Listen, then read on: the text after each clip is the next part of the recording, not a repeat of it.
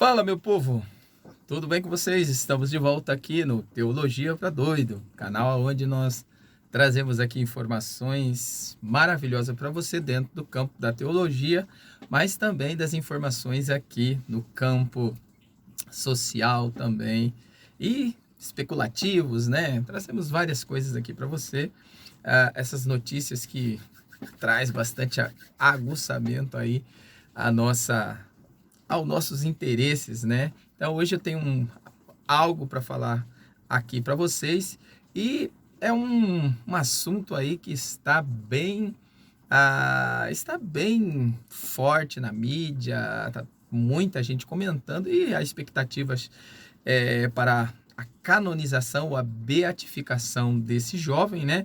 O jovem Carlos Acusti, isso, jovem Carlos Acutis, lá da Itália, né? E que será beatificado aí, será canonizado. E nós vamos aqui comentar sobre alguns fatos da vida desse jovem Carlos Acutis. Espero você daqui a pouquinho, logo depois aqui da nossa vinheta. Quero aqui falar sobre alguns fatos e alguns aspectos aí dessa canonização e do interesse dessa canonização de Carlos Acutis, beleza? Espero você aí daqui a pouquinho, logo depois da nossa vinheta, beleza?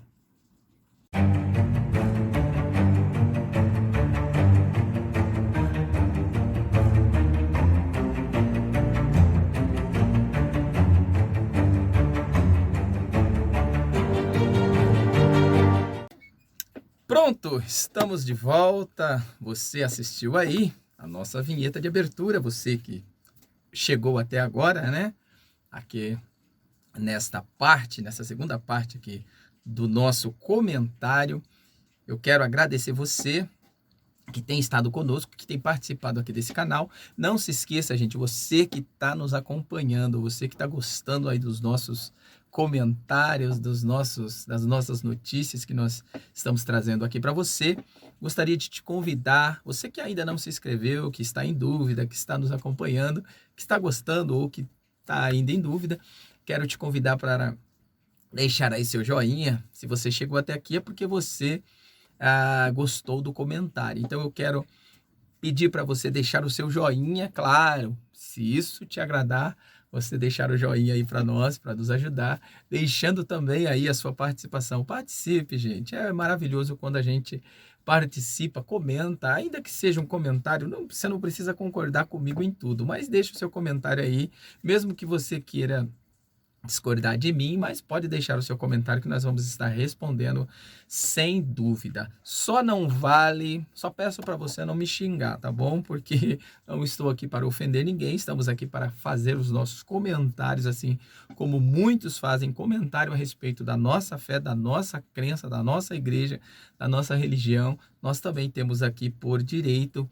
fazer os nossos comentários daquilo que nós acreditamos. Então vamos lá, vamos para o nosso comentário de hoje, falando sobre esse jovem, a canonização, a beatificação de Carlos Acutis. Então, não sei se você está acompanhando, eu acredito que você está acompanhando, e está vendo aí que esse jovem, né, aí que morreu aos 15 anos de idade, mais ou menos 15 a 16 anos de idade, está aí para ser canonizado pela Igreja Católica. Então, seu corpo, né, foi exumado aí, o ano passado, foi colocado ali em uma cripta, né, uma cripta ali fechada por vidros, e justamente agora a Igreja Católica, ou lá em Roma, né, resolveram abrir, ou melhor assim, né, resolveram abrir ali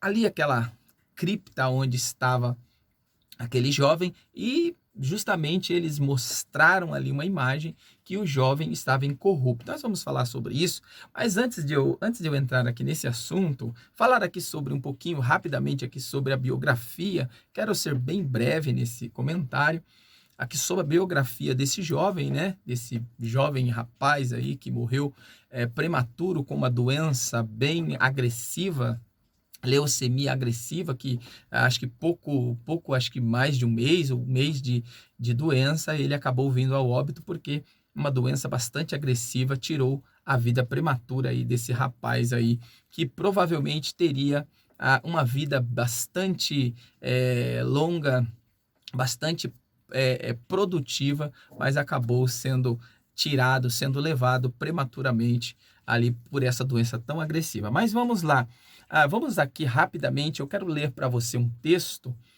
da Bíblia Sagrada, porque aqui nós passamos as informações, mas também eu quero trazer aqui para você no campo bíblico, dentro da palavra de Deus, pois eu não tenho aqui uma crença mitológica, uma crença superficial. Nós acreditamos em um Deus verdadeiro, nós acreditamos sim no Evangelho, em Cristo.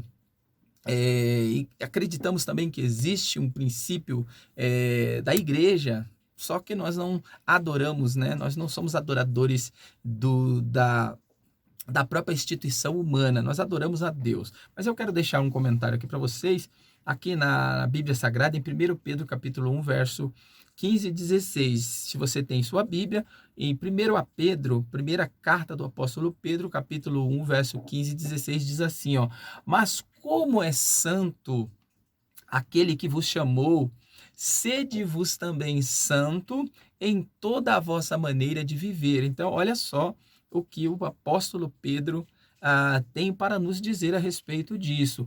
Porque está escrito, sede santo, porque eu sou santo. Então, a questão da santidade, a questão da santificação, ela é um chamado, tá, gente? Então, é um chamado para todo aquele que serve, para todo aquele que acredita em Deus. Então, nós somos chamados para ser santo, mas não é uma questão de ser santo, de ser colocado em cima de um altar, ser adorado, a ser venerado ou ser canonizado ou beatificado. Não é nada disso que a Bíblia nos ensina. A Bíblia fala sobre ser santo, é levar uma vida de separação das coisas do mundo. Então, ser santo nada mais é do que você deixar, abandonar as coisas desse mundo, as coisas desse século, né, os pecados desse mundo, e viver uma vida íntegra e correta diante de Deus, separado das coisas pecaminosas dessa vida. Então, isso é vida de santidade, não é você se tornar um Deus, se tornar um objeto de adoração. Nada disso. Gente, nada disso é santidade, tá bom? Santidade é uma vida íntegra diante de Deus. Mas vamos lá, vamos falar aqui sobre Carlos Acusti. Primeira coisa aqui, nós vamos falar aqui sobre esse rapaz, né, que acabou pela Igreja Católica se tornando beato. Ele foi um adolescente católico italiano nascido na Inglaterra ou no Reino Unido, né? Ele se tornou conhecido por por documentar milagres eucarísticos ao redor do mundo e catálogos em um site que ele mesmo criou nos meses anterior à sua morte por leucemia. Então, olha só, gente, primeira coisa aqui que nós vamos abordar aqui é a respeito, né, dessa vida tal, que ele levou, um jovem normal, um jovem normal que levou uma vida normal, igual a todos, que tinha ali o seu interesse por computação, por mexer com computação, e acabou criando. Claro, se você é uma pessoa católica, um cristão, um evangélico, ou que seja, e você mexe com aquilo, você vai usar, se você é um bom cristão, você vai usar o seu dom para aquilo que é útil para a obra de Deus. E ele foi útil para o seu tempo, criou ali um site divulgando ali, né, algo da Igreja Católica. E isso, gente, isso não quer dizer ser santidade, tá, gente? Isso não quer dizer que a pessoa se tornou um santo por causa disso. E isso é uma questão de a pessoa ser útil para a obra de Deus. Venerável, né? Se tornou um objeto de veneração, de adoração, se tornou um santo, gente. Olha só. Veneração, morte 2 de outubro de 2006, 15 anos em Monza, Milão. Pais Antônio Acusti e Andréia Acustes. Mas então, esse aqui é um pouquinho rápido aqui da biografia, né? Só para nós entendermos aqui sobre o jovem, né? Sobre esse jovem, sobre a devoção, né? A sua devoção, aquilo que ele fazia, ou sua prática, né? Gostava de internet, gostava de fazer ali o seu papel, né? Como um bom cristão e, né, teve essa leucemia, essa doença grave e acabou sendo levado à morte ali. Mas vamos lá, nós vamos aqui abordar algumas características, alguns fatos. Eu quero trazer aqui para você alguns fatos sobre esse jovem. Tá? Eu quero trazer para você alguns fatos sobre esse jovem e o que está levando a canonizar esse jovem aqui.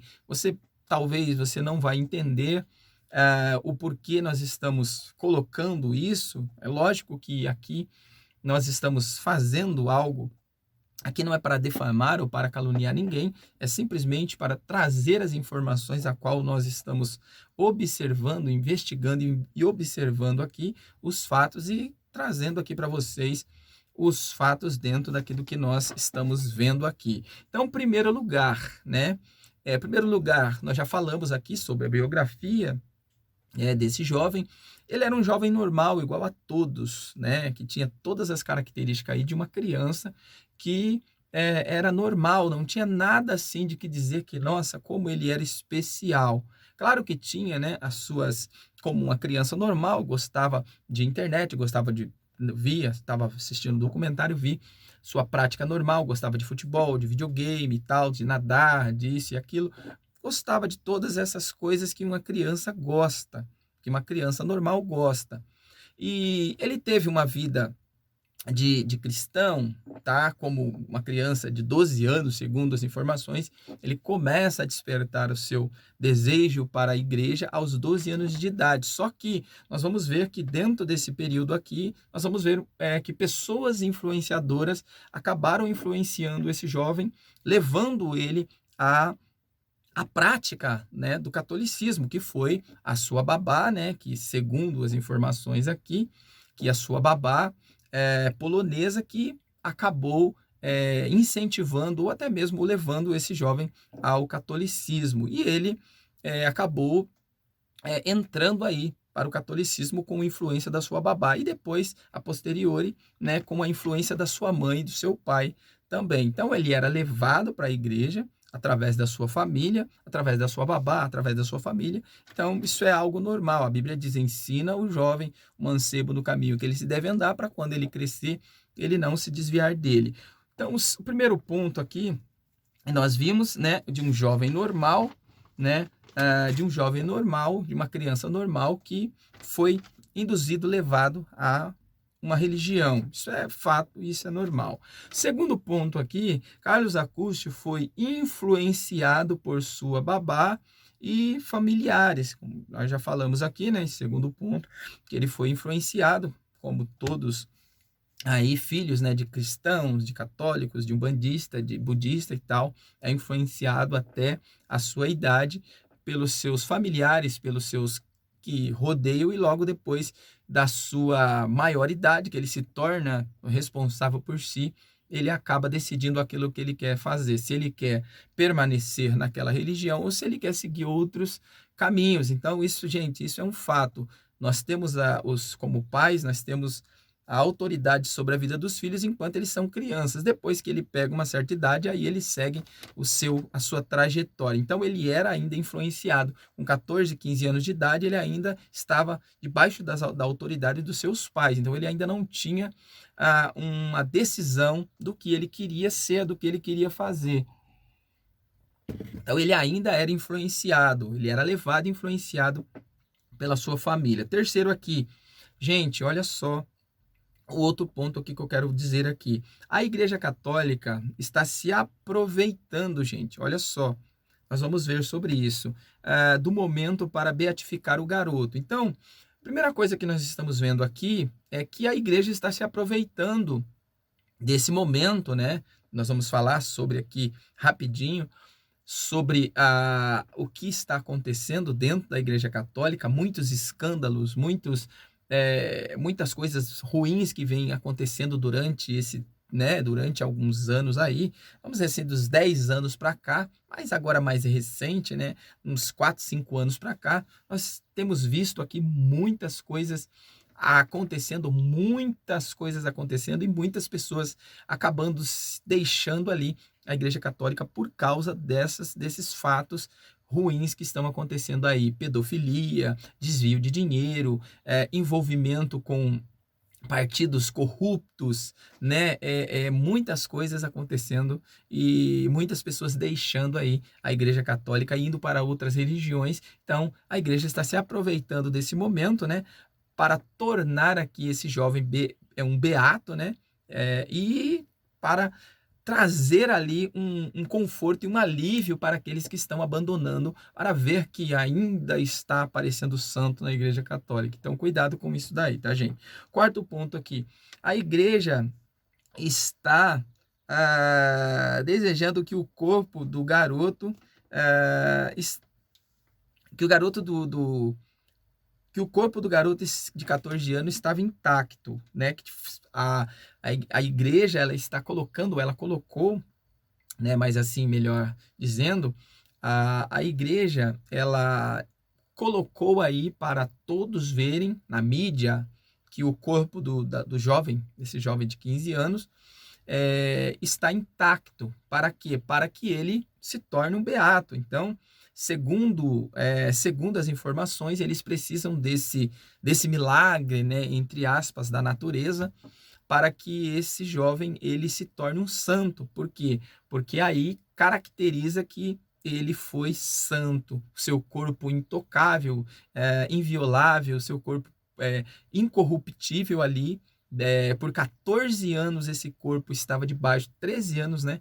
Esse corpo embaixo da terra, e eles fazem a exumação ali de 2018, 2019 e colocam esse corpo dentro daquela cripta de vidro ali, e agora esse corpo aparece aí para a mídia perfeito, sem nenhuma informalidade ou deformalidade, na verdade, sem nenhuma deformalidade. E só que isso não é verdade. Isso não é verdade. Um dos padres aí afirma que o corpo sim sofreu deformações, claro, pela doença agressiva, leucemia, né? Então, jamais um corpo aguentaria quase 14 anos embaixo da terra sem ser destruído ali o corpo quase que totalmente. Lógico que isso acontece por químicas ou até mesmo por uma resistência, né, do corpo ali à putrificação, e acaba tendo uma parte ali desse corpo até mumificado, né, no caso, vamos dizer assim. Mas esse corpo não estava incorruptível, né? Tinha sim algumas partes ali, mas eles fizeram uma montagem ali de um corpo de silicone para poder mostrar aquele corpo perfeito. E todo mundo, né, gente, aqueles que são devotos, aqueles que são idólatra, principalmente aqueles que são idólatra, acaba acreditando que aquilo está mesmo acontecendo, mas não é uma verdade, gente. Vamos e venhamos, né? Vamos ver aquilo que é verdade e aquilo que não é verdade. Eu acredito sim que as pessoas elas podem acabar o seu corpo a terra não comendo totalmente, mas isso raramente pode acontecer e nem por tanto tempo assim, embaixo da terra ainda, né, gente? Então, a igreja ela está enganando as pessoas, iludindo as pessoas com essa de que o corpo desse jovem estava incorruptível debaixo da terra por 14 anos, tá? O sexto ponto aqui, ou quinto ponto aqui, por causa de Carlos, a igreja está sendo vista como atrativo para os jovens. Então, olha só, esse é um outro ponto aqui interessante, gente. Esse é um outro ponto interessante. A igreja, no decorrer desse tempo, alguns anos, né, tem perdido principalmente o público jovem. A Igreja Católica, eles se focavam muito, né, naquela tradição, na tradição dos seus papas, dos seus santos, né, dos mais antigos, e aquela liturgia ela não era tão atrativa para a juventude. e perdia-se muitos jovens abandonaram a Igreja Católica e muitos jovens acabaram se convertendo ao cristianismo, ao protestantismo. Por quê? Por ser um atrativo vamos dizer assim, do gosto da juventude, pois a igreja evangélica ela tem uma forma mais aplausiva de atender os jovens, trabalha de uma forma melhor com os jovens, ela dá essa oportunidade, essa opção para os jovens fazerem, né? E a Igreja Católica ela tinha se fechado somente na tradição dos mais antigos e eles não davam oportunidade com esse negócio de papa, esse negócio de bispo, com esse negócio de que a pessoa para entrar para o ministério, para entrar para ali tinha que ser, não podia casar, não podia ter relacionamento, não podia, tinha que ser exclusivo à igreja. Aí ficava assim, meio que, entre aspas, difícil, né, para um jovem que tem toda a vida pela frente aceitar uma coisa dessa. Aí acabaram perdendo muita gente, então hoje eles estão mudaram no decorrer desse tempo, mudaram ali a sua forma, a sua liturgia e até mesmo seus costumes estão sendo adaptados aí para ganhar novamente essas pessoas, esses jovens para Cristo, né? Ou para a igreja, melhor assim dizendo. Então, por causa disso, por causa desse fato, eles estão aí arrebanhando novamente jovens para a igreja. Na verdade, de arrebanhar jovens novamente para a igreja. E outra coisa também, eles estão promovendo, com a beatificação desse jovem, eles estão promovendo aquela marcha, né, ou aquela jornada da juventude ali pelo mundo. É o que eles têm feito ali juntamente com o Papa, né, que foi o primeiro Papa ali, Papa João Paulo II ali, que começou com essa tal de jornada da juventude pelo mundo e não estava tendo sucesso, não teve tanto sucesso. Mas aí agora, né, com essa beatificação aí, eles estão tentando arrebanhar os jovens. Tanto que aqui no Brasil, né, mudaram-se a liturgia das missas, mudaram a liturgia dos cultos, né, da forma ali de shows, igual começaram a acompanhar a igreja evangélica e começaram a trazer os costumes dos protestantes para dentro da igreja católica para poder atrair. Tanto que até as músicas, gente, até os hinos cantados, até as músicas gospel da igreja evangélica, eles estão trazendo para dentro das suas igrejas. As pregações, né, as liturgias, as pregações dos cultos evangélicos, eles estão também trazendo para dentro das suas igrejas. Por quê? Porque isso tem sido um atrativo para prender as pessoas ali. Então, esses são alguns fatos, né, aqui sobre a vida desse jovem. Na verdade, esse jovem ele está sendo até mesmo um objeto de divulgação ou até mesmo de um objeto de acalmaria ali para os acontecimentos que está surgindo na Igreja Católica. Então, nós vamos ver aqui alguns fatos, né? Alguns fatos que está acontecendo, principalmente na igreja, né? Desse tempo para cá, sobre abusos sexuais, tá, gente? Sobre abusos sexuais, isso está na mídia, você pode estar acompanhando aí. Principalmente, o ano passado nós vimos ali, lá na Igreja do Chile, na verdade 2018, né? 2018, 2019, vemos alguns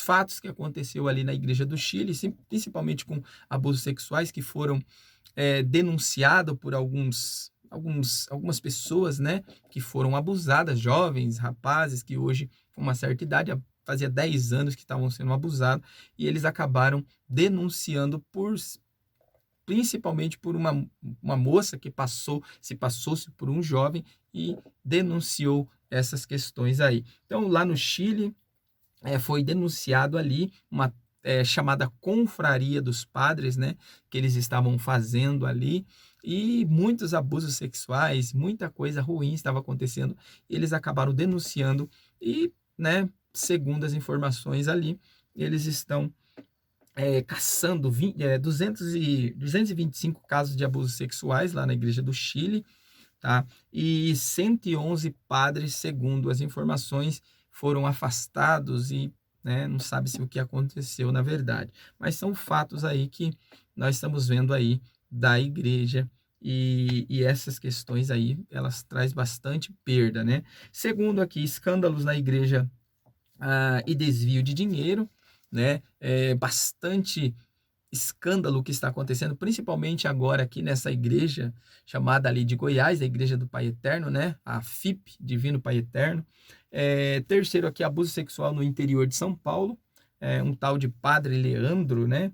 A Igreja de Araras, Americana e Limeira, essas três igrejas aqui que aconteceram esses abusos sexuais que foram denunciados ali pelo poder público, né? Pelo poder público e muitas pessoas ali foram presas, muitas pessoas ali foram caçadas ali, né? E foram presas ali por causa desses abusos ali. Bastante coisa ruim. O 4 aqui, lavagem de dinheiro, né? Principalmente no caso da Lava Jato, que envolvia a Igreja Católica. Gente, é muita sujeira, meu Deus do céu, é muita sujeira para pouca igreja. O padre desviava dinheiro público. O padre Wagner Portugal, né, que era um dos envolvidos ali na Lava Jato, juntamente com o Cabral, né, ali do Rio de Janeiro, e desviaram muito dinheiro, milhões de euros ali, juntamente com esses corruptos da política, tá? Então, essa foi aqui um comentário a respeito desse assunto. Sei que a gente colocou aqui a vida desse jovem, né? Que na verdade, por que eu utilizei aqui também, falando sobre a vida desse jovem, falando sobre alguns acontecimentos da igreja, porque justamente o que nós estamos vendo, o que nós estamos percebendo aproveitando-se dessa imagem, dessa bela história desse jovem Carlos Acusti aqui, dessa bela história dessa criança, na verdade, que para mim é um menino ainda de 15 anos, né, que partiu aí, ainda prematuro, mas que a sua imagem está sendo um bode expiatório para poder abafar alguns alguns casos ruins que está sendo denunciado, principalmente aqui no Brasil. E justamente um dos milagres, gente, um milagre que, na verdade, até agora, né, só se sabe esse milagre que diz que essa criança que também tinha um problema ali no pâncreas, né, e por fazer orações, petições ali, ao jovem Carlos Acusti foi curado dessa doença. Agora, justamente aqui no Brasil, tá? Justamente aqui no Brasil, falando sobre essa cura. Então, nós ficamos aí meio com o pé atrás, porque justamente no Brasil aonde está tendo esse monte de coisa aqui que nós falamos para você aqui, desvio de dinheiro, lavagem de dinheiro, abusos sexuais, pedofilia, e outras coisas, envolvimento com corrupção e tal, e tudo isso, perda, né? Muitas perdas aí, problemas na Canção Nova, né? Muitos que eram da Canção Nova ali, né, desse projeto, né, que acarretou muitos jovens ali, acabou saindo muita gente e continua saindo por causa de, né, nós não sabemos o que, porque eles não querem, não falam, né, dos envolvimentos aí com muitas coisas erradas aí. E outras coisas ali da FIP, da Divino Pai Eterno também, esse desvio de milhões que foram desviados ali da igreja por 10 anos dessa associação, e aí utiliza-se a imagem desse jovem, desse rapaz, para poder passar, na verdade, um pano sobre essa sujeira, beleza? Então, gente, se você gostou do assunto, aí comente. Se você também não gostou, comente também. Nós estamos aqui para trazer para vocês as informações a qual nós estamos pesquisando e trazendo aqui para você, beleza, gente? Até mais, se Deus quiser, e nós estamos atentos aqui a mais informações e traremos para você, se Deus quiser. E até mais, e logo, logo estaremos juntos de volta.